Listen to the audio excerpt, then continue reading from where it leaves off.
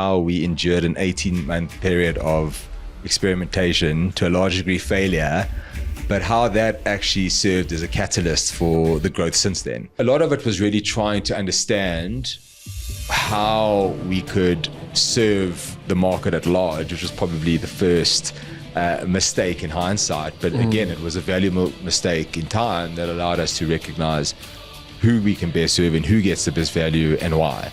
So, happy to get into all of these details, but, really in essence, the idea was, building something of scale, but without sacrificing something of value. We very much run in like a quarterly cycle. Like if an experiment can't be validated in a quarter, I think there's a big argument towards what can be. So we want to be an experimental based organization. Innovation is actually culturally integrated. It's not a business unit. It's not a business function. It is a way of working. It's like a way of work. It's an operating system, and a lot of questions on how to get your team to adopt AI, and a lot of them will come with the same starting point. Like the leader's got to be using it. Like you can't expect your team to use it if you're not using it.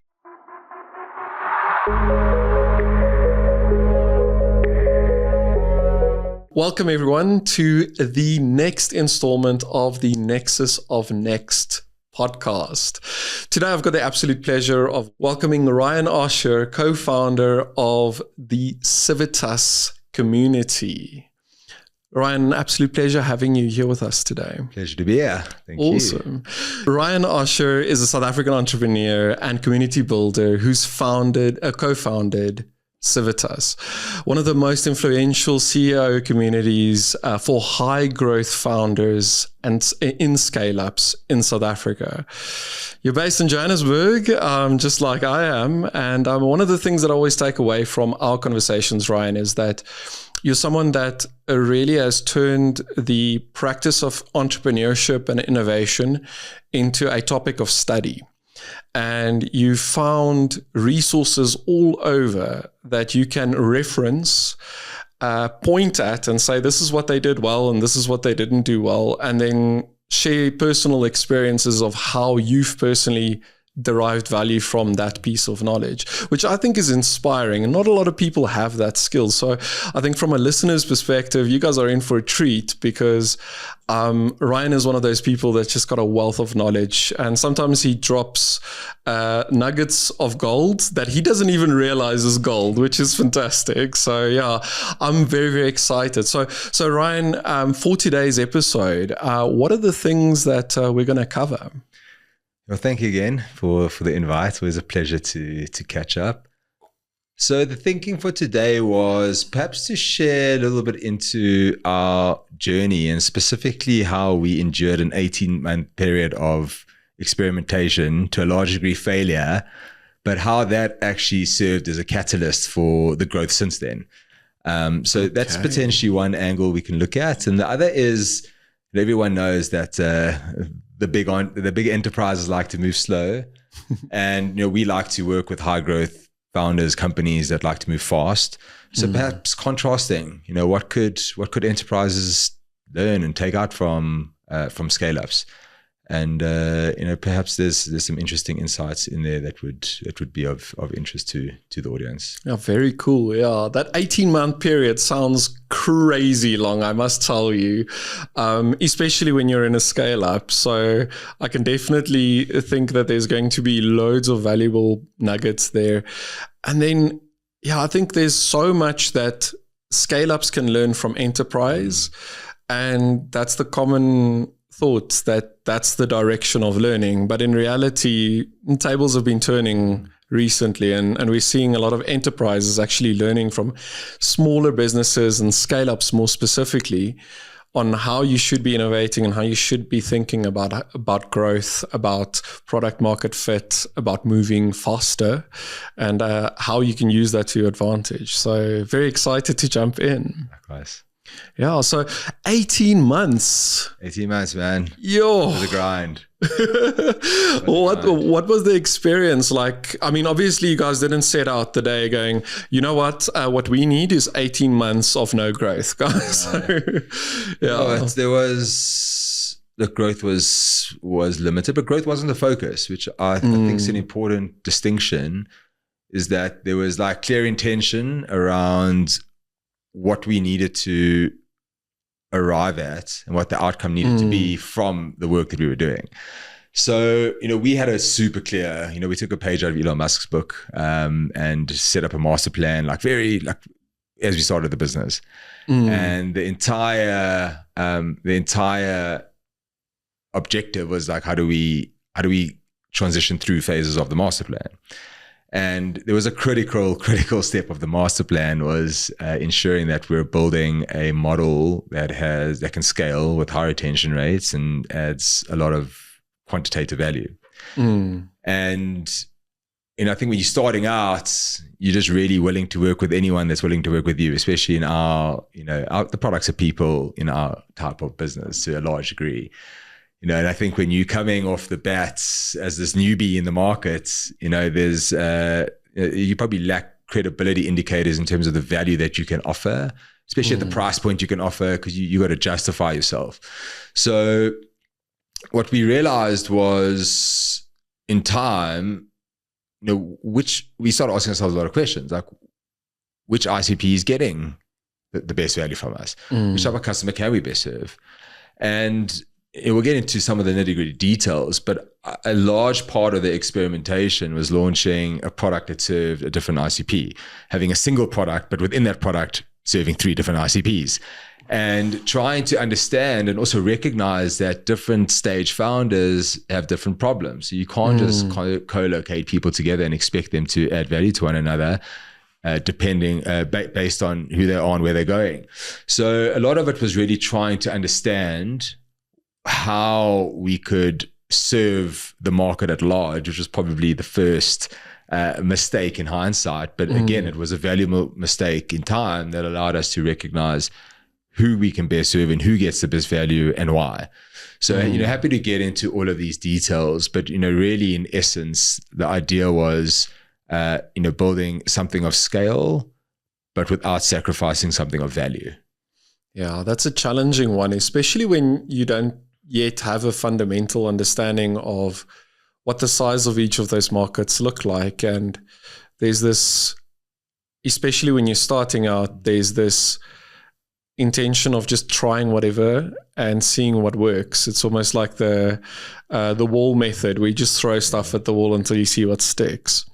And I think that refinement of your market is definitely something that's absolutely necessary. But we see people making this mistake across the board, right? We're seeing large enterprises making that mistake. We're seeing the bright-eyed, bushy-tailed entrepreneur just getting excited about the world of entrepreneurship, also making that mistake. So how did you guys realize that this wasn't actually a thing? And what are the products that you tried, and why did you know that they failed? Yeah, listen, the one thing I'll also confidently say is it took us another 3-4 years to really understand who we were serving. So it was very much like an iterative process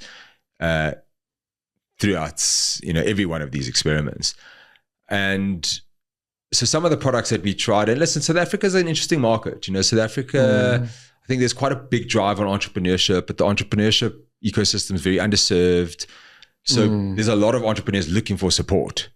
And, what we realized is if you look at the size of the market, there's just a lot of small entrepreneurs needing help. Right. But, with smaller companies comes the challenge of money and time and priority, which can now start to impact the type of product that we're wanting to offer. So what we actually tried at one stage was launching something called Aspire. Okay. Which was really almost a funnel into Civitas. And the idea is it would be serving a slightly different, earlier stage founder, because as I mentioned earlier, it's really important that you're surrounded by people that you can contextually understand and relate to. If I'm speaking about, an organizational restructure because I'm at 30 people, but you're at 2, it's too far apart. So the idea was actually to split the product entirely. I think we realized with that particular experiment that one, what you're doing is you're creating a second business. It's not just a second within a business. So from a resource, capacity perspective, a tech perspective, with our platform, everything had to be duplicated. The management was twice. And we quite quickly realized that outside of the management overhead, we were just starting to serve a market that, not to say had less value in what we offered, but their needs were different to the needs that we felt that we could better serve. So we quickly realized within that we need to put a pin in it, and we just culled it quite quickly. We tried something there afterwards, which we launched into what we called Civitas Start, Civitas Grow, and Civitas Scale. And the idea there was a similar type of concept, but it was one product that could be skinned across three different segments of the market. And similar types of problems, but what you also realized there, that the bands in which you were working in were too large. So, if you're working with 0 to 10 million rand businesses, 10 to 30 million rand businesses, 30 up, you're still running into the same sort of challenge. So what's really been critical to our model is how do you stage match people to a degree in which that variance is as limited as possible. So the value that one can offer but also get out is super close. So this took, it might sound like a quick 3-minute story wrapped up, but given, I guess, the time demands, which is also, I guess, in reflection and important, I guess, insights when you are wanting to innovate, is what is the innovation cycle? Yeah. Because with us, you can ask people to meet with you every week.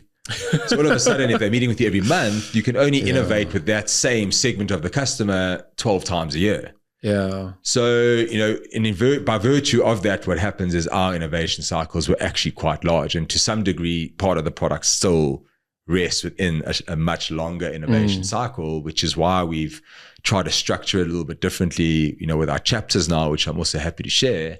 But, so it's quite an important consideration, I would say, when looking to innovate, to be super clear on the why and the what, but also consider how long you are prepared to invest in that innovation cycle for, because you could land up 18 months later and, not having all the answers, but having a lot more answers.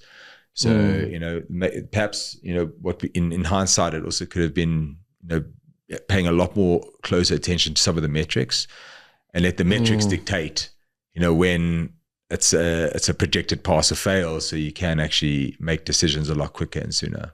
Yeah, I think that's also part of the problem, right? When you're experimenting, especially when you're not super intentional about it at the beginning, because you're just trying things out, right? And what happens is you fall in love with these ideas.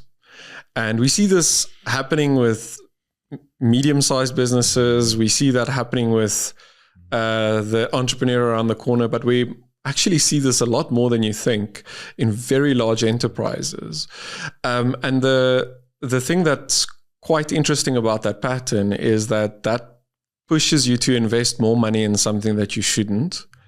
The scale of the amount of money that you spend is just very different, right? Where a single entrepreneur may invest 10,000 Rand, a scale up might invest 2 million Rand, and a large enterprise might invest 100 million Rand or, $100 million in some cases behind some of these initiatives. And so it's quite interesting to see that personal marriage to the idea, or that pet type of mentality. And so like your insight there about creating some distance between yourself by injecting metrics is quite an interesting thing, because that takes away a bit of the emotion that you would normally have when it's my baby, And this is where I think there's, to be honest, a big argument for some sort of externalized board, whether it's advice. I think directorship might be too complicated for certain size businesses, but at least advisors or an external consultant that's going to hold you accountable to this. As you say, you can run experiments for ages, and I've seen it over and over and over and over again, because you fall in love with the idea, you think it's going to work, you're waiting for it to work, there's progress being made, but is that progress sufficient to continue warranting not only the cost, but the time, the cost of time, and I think, especially scale ups, guys that are growing super fast are like they're hiring quickly. They're often facing resource constraints. So I think one of which is money, in terms of like the innovation investment. But what about time? Yeah, time is and it's a double-edged sword at the end of the day, right? Because if you think about it, it's not only the actual time that you're spending right now, it is the opportunity cost of not spending that time elsewhere. And so it's kind of a double-edged sword where with money you can always make a little bit more money and then re-spend it somewhere else. So you were talking about cycle time, and that's a very interesting topic because when you're innovating, failure is just part and parcel of the game, right? I mean, with that 18 months of growth, there's been like many, many, many different failures. And it's not about the failure, really. It's about finding that one way to make a light bulb, right? And so it's about having more shots on target, and then you might actually hit a few bullseyes. So how do you guys think about like that experimentation cycle today, differently to what it was when you had a little bit of a slower cycle? Look, I think one caveat here, we're running a subscription business. So if we had focused on revenue protection of existing revenue, whilst you weren't growing, you could still protect the revenue and innovate, and it affords you the opportunity to innovate, which I think is, going gung-ho with innovation without that focus, I think can be quite risky and dangerous. Yeah. But, how we think about it today is, so we want to be an experimental based organization. It's what we believe is going to give us an incredible amount of learnings, insights, and probable competitive advantage in time if we can control how we run experiments, but also increase the number of experiments we can run almost concurrently within a confined environment that is not, again, it doesn't relinquish control on what we're trying to achieve. So look, what we think about today is we very much running like a quarterly cycle. Like if an experiment can't be validated in a quarter, I think there's a big argument towards what can be. So maybe it's less about it being the sole experiment versus what are the other than experiments. And we quite tighten prioritization frameworks. So we decide what we want to do. One of the key criteria that we measure against is time to value. And is it on once off or recurring, which I think is an equal consideration. If it's something that slightly longer time to value, but the value is going to be recurring, it brings a different argument into it. So I think the decision is certainly a important factor around it. But how we typically structure it today is, given the fact we're a chapter model, it means that every chapter is operating a local ecosystem with a local team on the same backbone. Yes, there might be some minor cultural differences within each and how they operate, which is also important. But there is a high level of standardization. And what we try to do, sitting at more of like an HQ, like head office level at the moment, is to give our chapters permission to experiment. Like if we're going to be the sole experiment providers, we're going to slow down everyone. And what we try to do now is we've got a super tight review process within our weekly meetings where we will update experiments. So we're not waiting till a finite date or a due date to determine whether the experiment is success or failure, whilst it's quite qualitative in the beginning, because I also believe that you don't want to be too quantitative when there's a lot of unknowns or assumptions that are far from validated. So keep it quite qualitative initially, but actually ensuring that every week there's something being done to try forward that experiment. And what we find happening is just an incredible amount of learnings. And sometimes experiments run within a week and it's rolled out to everyone. Sometimes it might be slightly longer. So, I think the biggest focus for us has been as part of our weekly meetings. It's not like run as a separate function, a separate department, a separate strategic alignment session that's required. Like it's actually part of our operational meeting because there are operational action items and deliverables every single week coming out from every experiment. So it's really enabling us to learn a lot faster, which is now my number one again, if you look at like the whole success follows value, I just want to know it's working and people are getting value from it. And then also not being afraid to just say, recognize it's not working, you know, and there's no shortage of experiments that we could be running. There's no shortage of envelopes to be pushing to understand, you know, what could we be doing that we're not. Yeah, I think it's quite interesting, especially when you start having that federated model where you've got HQ with all of the respective chapters operating all over South Africa and abroad. It becomes quite important to prioritize first and foremost, but also on the other side, it's culling what doesn't work. And then this is something that I found enterprises struggle with a lot, is that there's not that permission to innovate, where it's almost an expectation for you.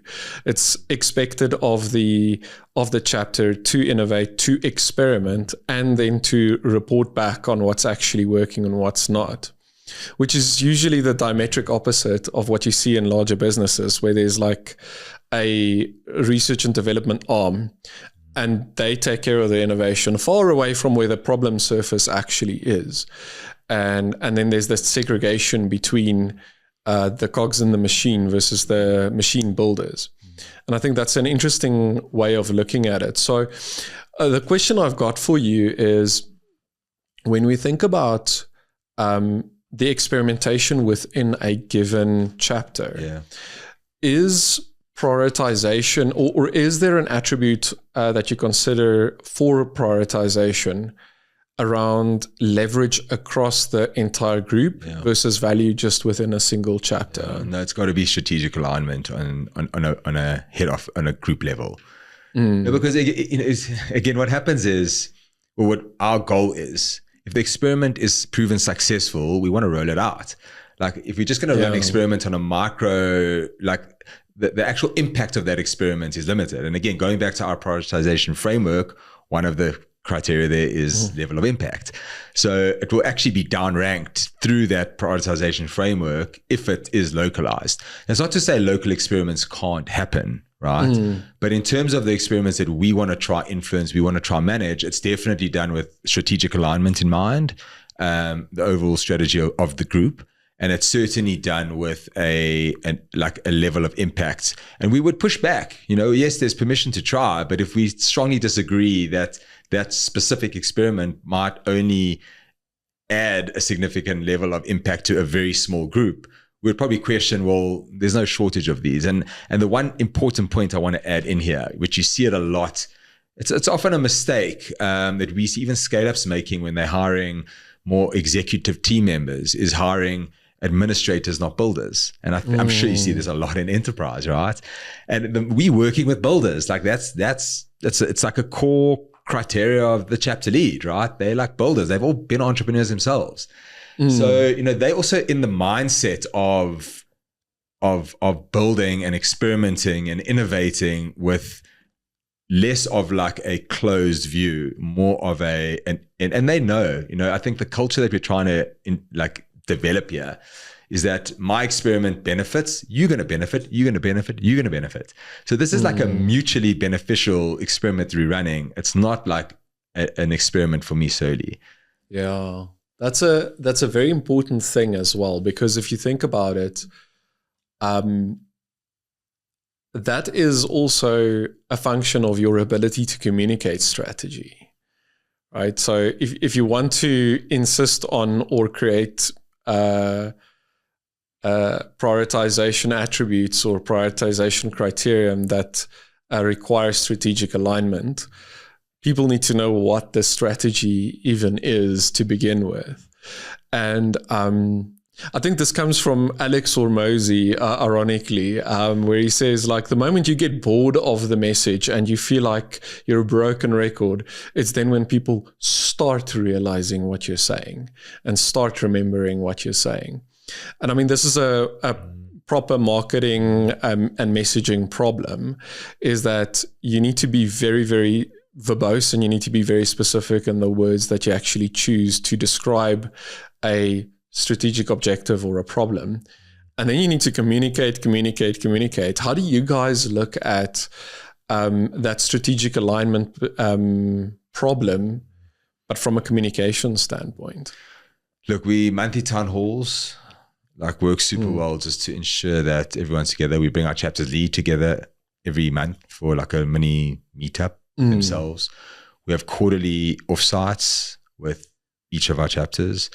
We ensure that we have their offsites prior to ours, right? So they can influence strategy. So they know they can influence strategy, and maybe not the master plan's the master plan, right? So we must certainly differentiate between this is where we're going, and this is the model, this is the checkbox we're going to hit along the way, versus there's certainly going to be opportunities to unlock, but we're not dictating that entirely.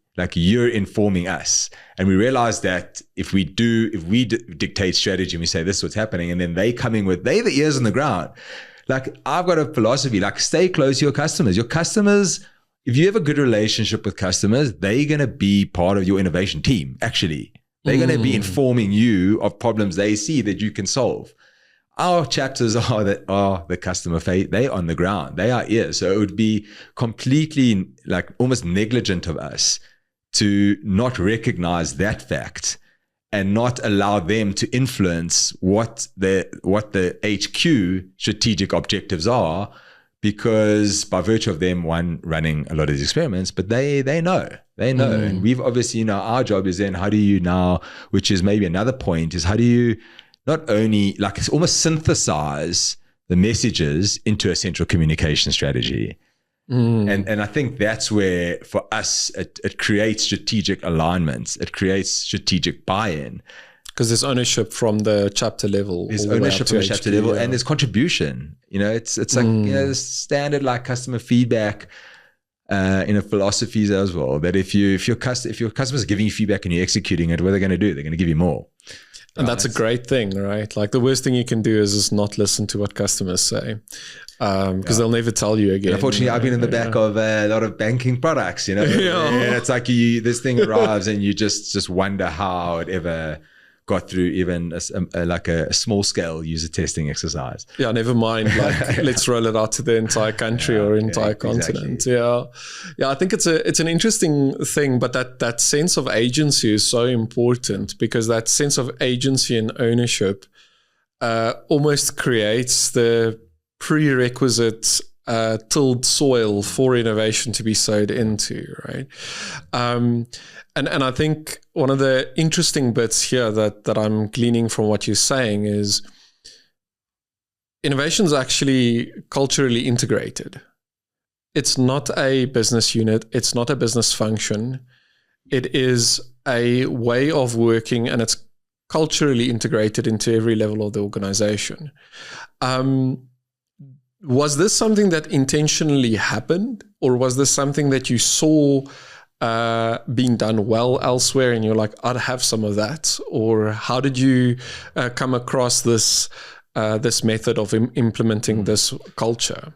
Look, I'd say it's myself and Paul have definitely been massive proponents of this from the beginning. I think the whole Paul Graham 7% a week weekly growth was a major influence on us in the early days, and it was something we'd measured ourselves on, is 7%, at least 7 to 10% weekly growth on our key metrics in the early days. And I think it's a force function to not only addressing the metric as won or lost, but what are we doing next week to change it? And every discussion we have in every team meeting, with every growth blocker, any red metric, the question is not, okay, it's red. It doesn't stop there. The question is, okay, what can we do next week to solve it? So it's ingrained, So I would say it was, it was something that was ingrained from day one. It really was. It's how we've always operated, how we will always operate, and there's got to be there's boundaries that you also have to operate within, because I think it's a really important it's a really important point to also note that sometimes things are a no-go, and that's also fine. It doesn't mean someone must feel diminished to not bring ideas back the next time. But so there must be maybe frameworks to manage that, and the communication styles as to why are important, so people don't withdraw. but it was a day dot thing. It's like a way of work. It's an operating system operating style that's embedded into the organization. Yeah, it's very interesting, but also so necessary. I think that your distinction you made between builders and administrators is such an important distinction to be made, because I think the direction that the world is moving into is that the builders are going to be the people who create the future, and the administrators are the people that's going to sit on the brunt edge of the likes of automation and AI, right? And feel the teeth. And so it's almost an incentive for an entire organization to retool towards builders, right? And that comes from that culture of innovation, of thinking about how you experiment and enable experimentation on the grassroots level, and then have that surface, which I quite like. I really like your method of having a pulse check every week, because that also increases your response time, right? When something starts working, it's like, okay, guys, this experiment here, this is gold. We need to roll it out. And so that then optimizes your time to value. I'm certain, knowing you well enough and knowing Paul well enough, it's definitely intentional. Definitely intentional. Listen, there's also, it's a learning opportunity. When you need to roll it out, it's not like you're now going to get briefed on the entire experiment. Like, you following the progress. Yeah. So I think there's a hidden profit here.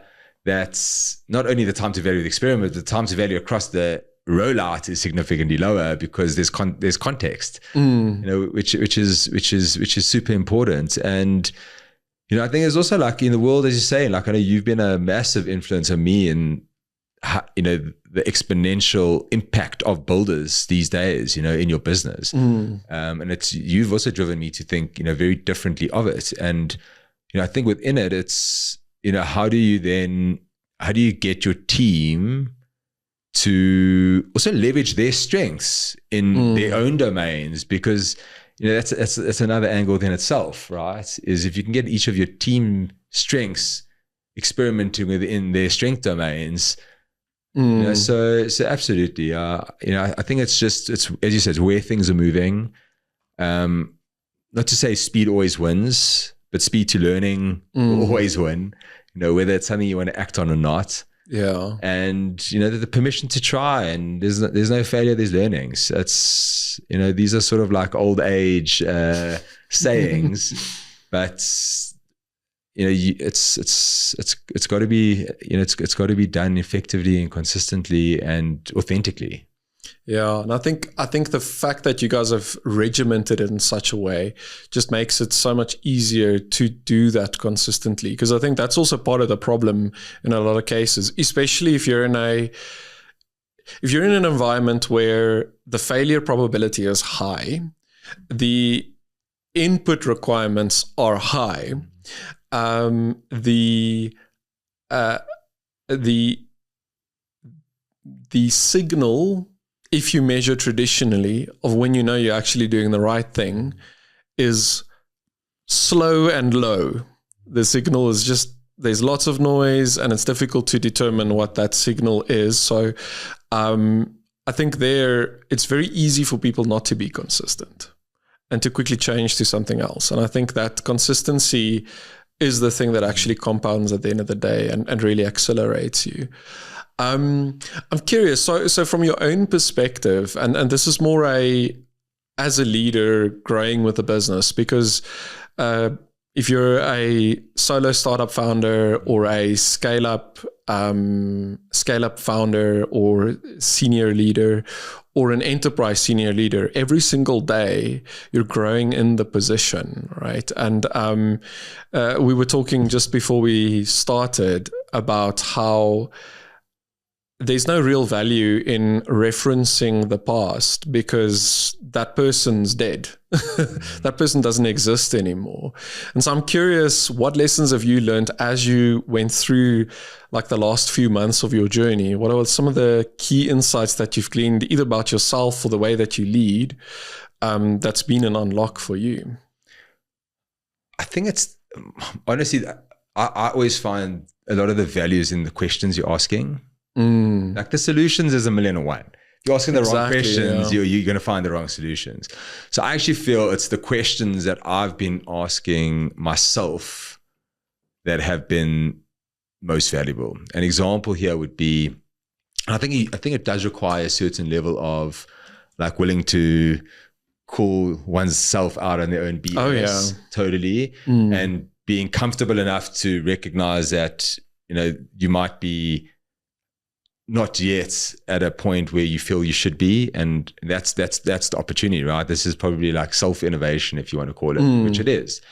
You know, and I've just recognized that, you know, how as the business grows, as you mature, as your priorities change, your personal priorities might change.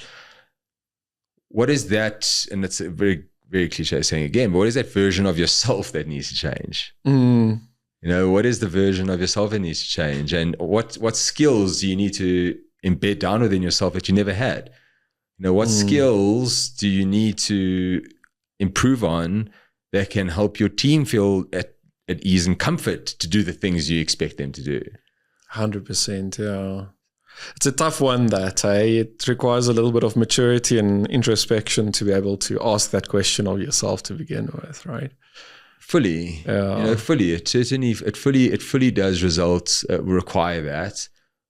And it's, again, often not easy questions to ask, but if you're self-motivated, you're clear on where you want to get to, you're clear on the contribution you can make and why, you know, like the why, you know, everyone speaks about the why, but it is important.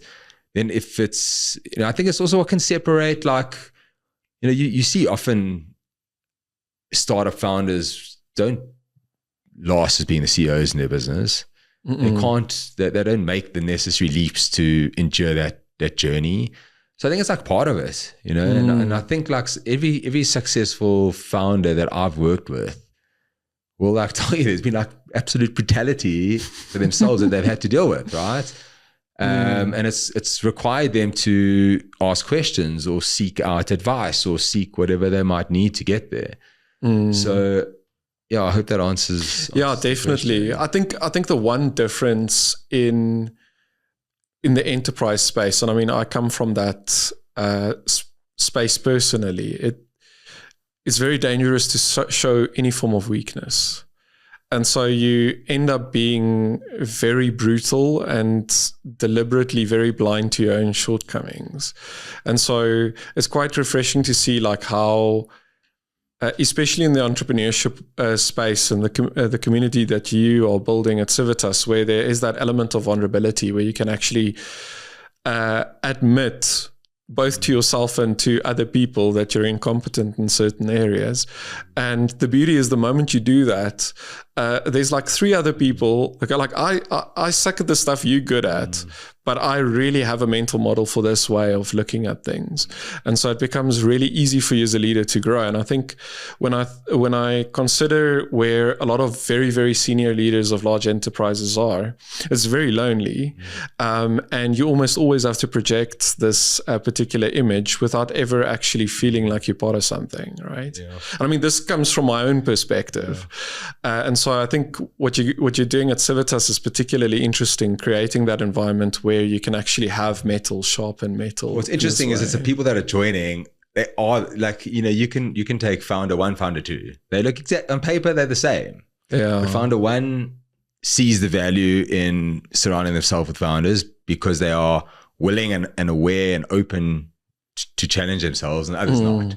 So I think what happens, at least in Civitas, is the people we're working with, they've almost made a decision, and they're saying, like, a great qualifying question is, you know, you're the type of person that's prepared to come and like learn from others. Like if you're going to know it all, well then like you're not going to get the value. But you know, I also love like the whole like multiplies framework. And I think leadership's changed. You know, I think leadership I saw it in how was this for story? And when I was running we had a couple of consumer good products that we were distributing with distribution rights locally.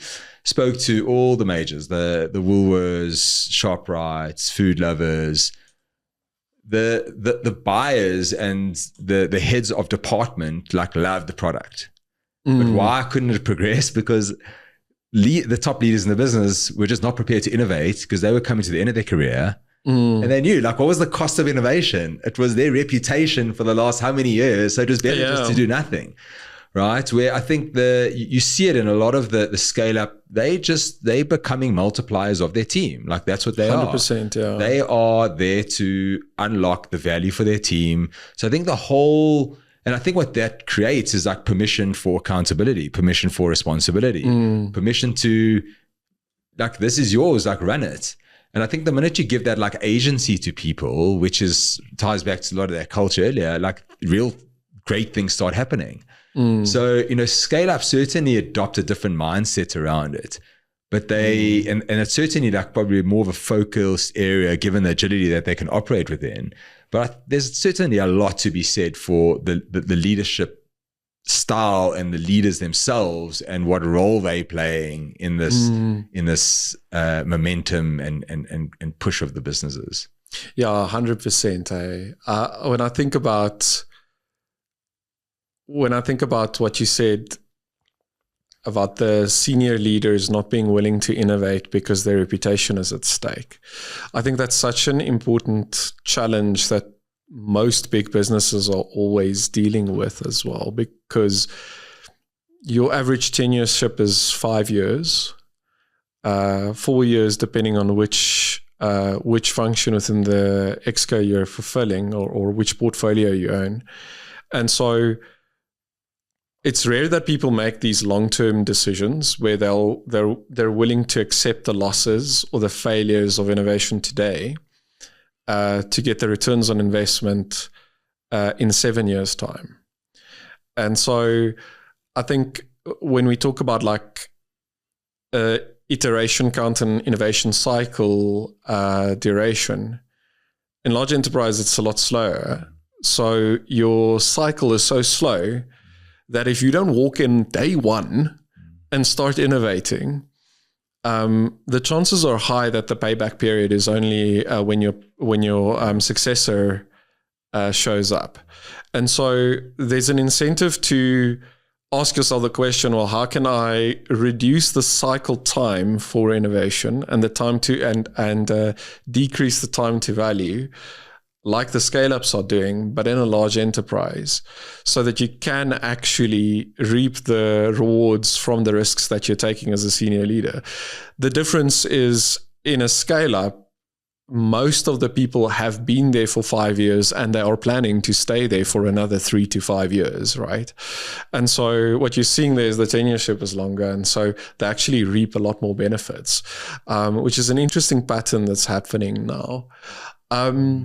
So you talked a little bit about the why, and Simon Sinek has left us with many different mental models. People don't buy what you do; they buy why you do it. But one of the interesting mental models that he's also left us with is that leaders go first. And so when it comes to experimentation, more importantly, failure, and being vulnerable in that failure, that is a difficult thing to get right as a leader. How do you think about leaders going first, especially when it's not necessarily the most attractive attributes that are valuable in the long run?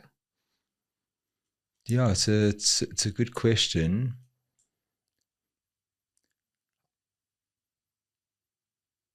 Look, I personally favor more collaborative environments. So what that means is it's not like I'm going first and you going second. We're doing this together. Together, we're yeah. in it together. So I think it's a personal, preference, and I know that a lot of people, approach this quite differently. I think there's a welcoming of feedback. Matt Mashari's got like great also frameworks on how you take and receive feedback or give and receive feedback. And if you are going to push back on feedback that your team, if you welcome feedback from your team on what you're doing and you push back on it, you're basically, you're telling them that like, don't you're give me setting feedback. the tone, right? Yeah. You're setting the tone, and you're going to discourage them from trying because they're going to expect the same. Exactly. So I actually feel it's more about I think a lot of leaders can fall into the intention trap, but not the action trap, right? And they gotta be joined, So like the intentions are all good, and I've had the feedback myself before, where team member came to me and said, "No, you said A, but like when we spoke about it afterwards, I felt B."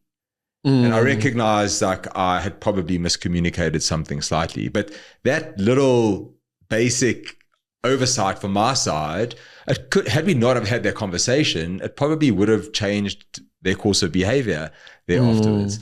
So I think a lot of leaders approach this with the best intentions. It's the same delegation, like they'll tell you, hey, it's yours, but then I'm like micromanaging you to do it. So the action and intention are just completely misaligned. And I feel like when your team truly trusts you and trusts that you're like speaking authentically, you're delegating confidently, and like you really mean it, it's not just like a thing. And I think a lot of the time it can just be it could be the thing to say, but the actions just don't back it up. So I think for me, it's, yes, like put yourself on the front line for sure. Welcome the feedback. In my case, I feel doing it collaboratively to some degree helps. At least giving feedback collaboratively helps. How you react to the feedback helps. And then ensuring that like the intention, action actually meet one another. Because, one without the other, if you're acting unintentionally and someone senses that, it's also going to influence, what they feel and what they might do from it. So I think for me, it's something I'm very just conscious of at the moment, is how do you marry the two?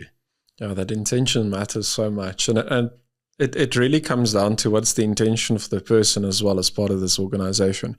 Be that, a general manager of a specific division, a CEO of a region, or a chapter head. At the end of the day, it's also, are you interested in that person's, best future? And does your intention actually show that? It reminds me of Andreessen quote, it's people, product, and then profit. And I think that's so important, where most organizations actually have it exactly the other way around, where it's profit first, like what was your performance? Then it's like, okay, well, how did you do that? Or you shouldn't be doing that with that product, because that's the reason why you're not having profit.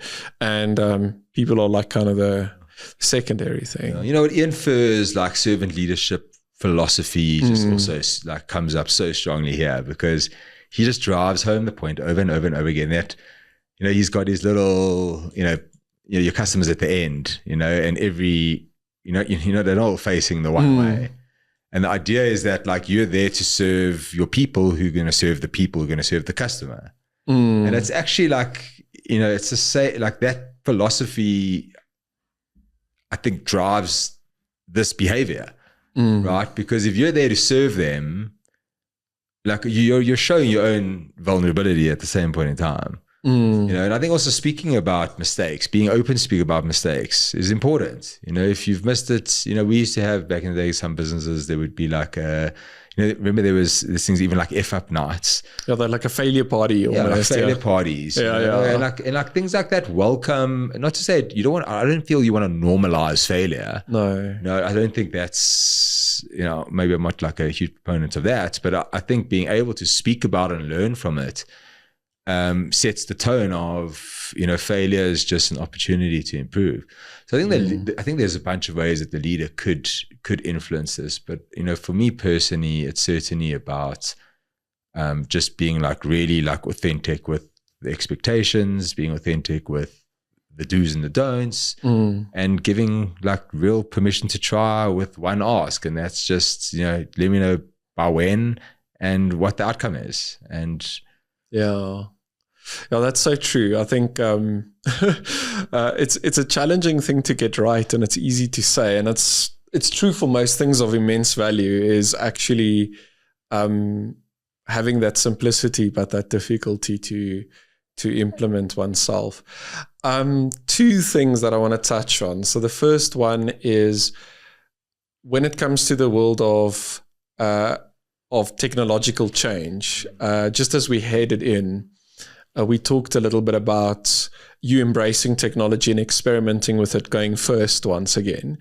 And then the next thing is I want to hear a little bit more about Civitas itself and how that actually creates this ecosystem of community, of support, of authenticity that at the end of the day results in creating a business where people are actually deriving true immense value from being part of something greater than just a scale up trying to get to product market fit and to the next level. So, but first, let's talk a little bit about going first in terms of technological adoption. I know you started playing around with OpenClaw a little bit. Luckily, you didn't give it your credit card details. So, I mean, that's a good thing. That's a good thing. See, there is value in being on social media. Thank you, X. Yeah, it's crazy. So you like started playing with this technology as a leader, and I mean, you're not a software developer. You're someone that's very tech forward, in my opinion, but you're not someone that labels themselves as a technologist, right? So why would you experiment with this, and what's the mental model that you use to actually justify spending the time there? Because you're the highest leveraged resource in your business, right? You know what? I think we've had a lot of sessions on AI and a lot of questions on how to get your team to adopt AI, and a lot of them have come with the same starting point. Like, the leader's got to be using it. Like, you can't expect your team to use it if you're not using it. Exactly. So there's definitely, and listen, we've got lists of AI use cases, and we try to set up, half an hour meetings with the team, and it's just always like more important and urgent things, always. So it's never like a main priority, but part of my question was, how can I be part of the inspiration for the team to be doing stuff? And listen, I think it resulted in me spending time with people, even such as yourself, that influenced my mental model around it. And to be honest, there was, like, I could almost say there's been a penny drop moment where I just realized, yes, I've been using AI for a long time, in the strategic thinking capacity for a long time, for the rudimentary for a long time, but like in the capabilities of the tool, with the leadership mindset, right? And for me, it's been very much about surfacing unknowns that are hidden in your data, that the correlations will just take an incredible amount of time to try to find, being able to query data real time. So it's actually been strategic questions that have been the initiator and the driver of adopting their technology. And listen, I like to try things. I like to break things. I like to optimize things. Again, going back to the former point, like recognizing what type of leader the business needs from you also starts requiring for you to ask questions around, where can you make a great impact in the business? What do you need to make a great impact in the business? What information do you need to make a great impact in the business? What do you need to get off your plate that you can automate to be a great leader in the business? So I think there were a lot of questions that prompted this. Simultaneously, we're just being exposed to, great speakers that will just tell you that, the companies that don't adopt AI soon are going to lag, So there's certainly like a reality check that one has to be doing this. But, just the immense value that we've got now, the decisions we're making as a result of surfacing the data, like, these are like top level strategic decisions. They're not operational decisions, and I've done a lot of the building, because I also feel like if you can do the building, you can work with this, all of a sudden your capabilities, you can execute in multiple higher outputs. So I do actually think it's an investment for the business for you to be AI or technology competent. In actual fact, I actually think it's where time should be going, because yes, there's always going to be an initial trade-off, but once that trade-off proves successful, you're becoming the multiplier of yourself in the business. 100%. Yeah. So I do this thing really, not necessarily as a product at all, but what I've come to realize is that senior executives needs someone that both understands the technology as well as all of the actual problems they deal with. And I'm ironically one of those people. And so I made a rule to say, okay, I'm going to only allow myself to have 5 coaching clients. Only 5. And it is unaffordably expensive for 99% of people that we encounter. But what I've realized is a lot of the businesses that we've been working with, the biggest limiter is the leader not actually actively adopting the technology, right? And so, I mean, I'm full up with my 5 now. So maybe next quarter or next year. But I think what is super important there is that you're your organization's highest leverage resource. So if you can get 2 hours back, the value that you can derive from that is immense. And I think you're enjoying the fruit at the moment, not just bearing it, but enjoying the fruit of investing that time in technology. And that is the high leverage skill today, right? And so that's what leaders needs to really do to accelerate both themselves and their business. Right? Yeah. And I think it goes back to the same question around, like, as a leader, what do you need to equip yourself with to not outdate yourself? Yeah. It is. It's like, it's going to be a standard, right? It's like, I mean, I know you speak about it a lot. It's like, it's going to become a standard. And I think it's also a cultural thing again.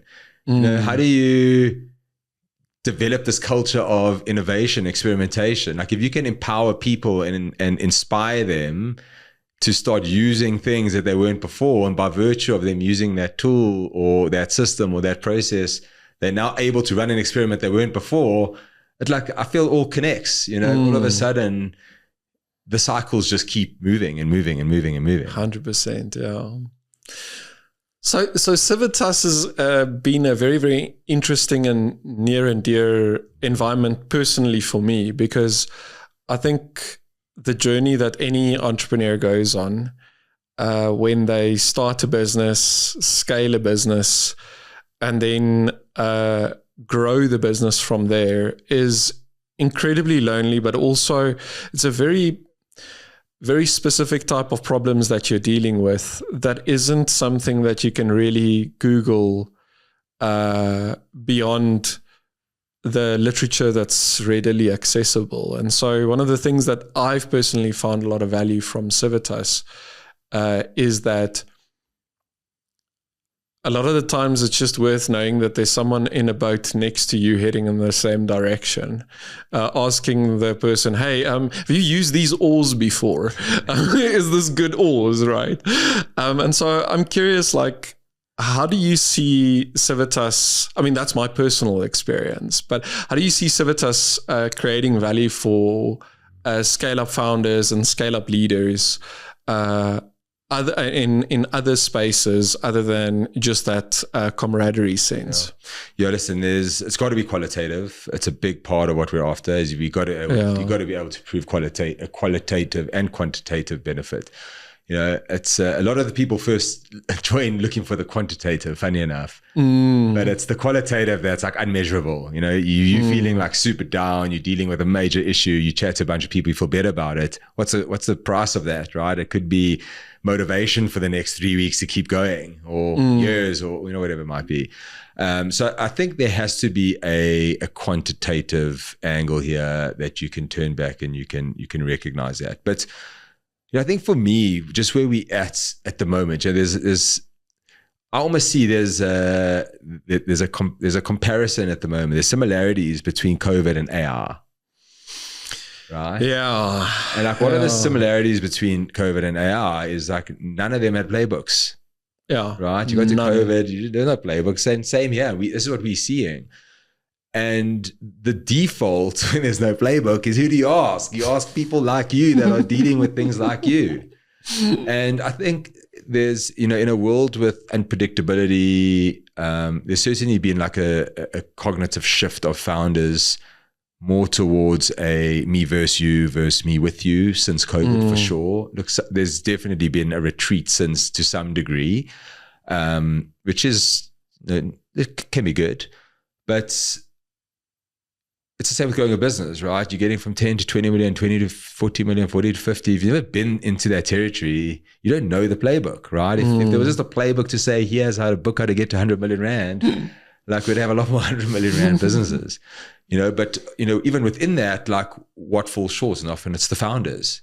So, I really feel that it's, hopefully for us, we can just continue to add impact to people. The things that we really want to try get people to do is like move to the next level. Both in life and business, make just you more confident in the decisions you're making. So, you get better night's sleep as a result of it. You're actually seeing your business bear the fruits of the effort, the exposure, the insights. And then you're actually enjoying what you're doing. Like you actually feel like, at every stage of a business, I think a founder hits a point where they're probably doing things they shouldn't be doing or don't want to be doing or don't enjoy what they be doing. And if you can get like growing a business is a 10, 20 year journey, like that's just the reality. And if you can't be in a position where you're like really taking out value, enjoyment, you're freeing yourself up from what you don't want to be doing. And like, hopefully that's an area in which we can really influence. Like if you can't do that, I guess the journey of entrepreneurship probably will be short-lived, because at some point you're going to ask your question, is this all worth it? So, it's, impact's, I think, a broad word, but we like to just stay close to people, hear where we're falling short, how we can improve, where they're getting most value, how do we double down on it, and just continue to hopefully impact more and more and more people locally and globally. So I'm curious, who's the person that you're solving that problem for today? Like, how would you describe them? Is it a revenue number? Like, how would you describe that? Look, revenue is a number, and it's definitely an important number. So generally it's a 5 to 300 million rand revenue bracket is the sweet spot. Number of reasons why on either side doesn't work, and maybe one of the main reasons is just a lot of our content that we try and host our speakers for, or topics around, addresses the problems of the fast growing businesses within those bands. But that being said, you often get a founder doing R1 million a month, less, but they were like exceptional experience. They are just like, you ask yourself the question, would I love the opportunity to sit around the table with them for 3 hours a month? Like there's a qualitative, you can't just look quantitatively. You got to look at the qualitative characteristics, benefits, experience of the founder themselves. They can be a great fit. Why I say can be is, in the early stage of a business, your priorities are quite different. Your priorities are customers and product. Like, everything else is just a little bit of a distraction. So we also want to try be quite honest with people around who we think is going to get value. And if you're not going to get value, why and when is the right time to get value? So it's whilst it might be quite a broad revenue band at the moment, we try and ensure that there is like stage matching within those bands, within each of the communities. But ultimately we've seen that's the founder that is primed within the network. So if someone wants to consider a community like Civitas, where do they find you? Yeah, so on socials, Civitas on LinkedIn, Civitas.network's website. Hopefully you'll be seeing us in a few places and spaces soon. But I'm Ryan Osher. Hit me up on LinkedIn. Also, always happy to have a chat. If anyone's got questions, like really would always be willing to make my time available. I can help anyone anytime. But yeah, Civitas.network is probably the best place. Awesome. Yeah. Just generally, you're one of those people that just adds value wherever you go. And so thank you so much for spending the time today here, sharing some of your personal insights in the world of innovation, the world of scale-ups, a little bit of inner game, as I would call it, about leadership and how to think of it. It's part of it. It's been a pleasure. Hey, thank you for being here with us. Thank you for the invite, and always learning of you too. So this was as valuable for me. Great stuff. And if you're still here right now listening to us, this means that you've really enjoyed the episode. And what would really help us a lot is if you were to share this with someone who'd also get some value out of this episode and learn from what Ryan has had to share with us. I hope you have a fantastic day, and I'll see you in the next episode.